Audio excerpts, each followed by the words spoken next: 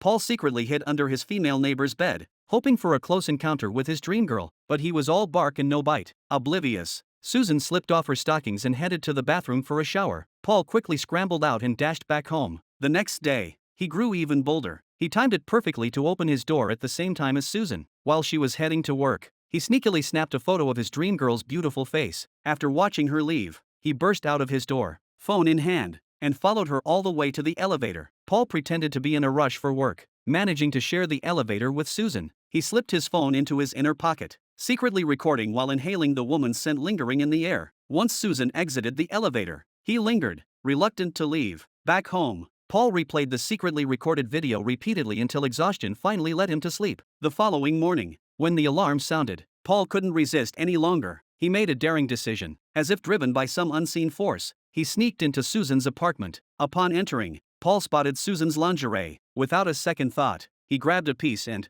without hesitation, placed it over his head. Knowing Susan was at work, he took the opportunity to indulge his sense of smell first. However, finding the scent not as strong as expected, he turned and lunged onto the woman's bed like a hungry tiger. The aroma was truly delightful. Unbeknownst to him, while he was immersed in pleasure, a pair of eyes was fixed on him from behind. Suddenly, the sound of the door unlocking echoed from outside. Realizing Susan had returned, he frantically hid. Susan entered, kicking off her confining high heels, but as she approached the bathroom door, she noticed the disarrayed slippers. This sight terrified Paul. Oddly, Susan remained calm and simply switched off the light. Paul exhaled in relief, his mind whirling with thoughts. Yet, it was Susan who spoke first. Paul was utterly bewildered. Could it be that she was aware of his presence?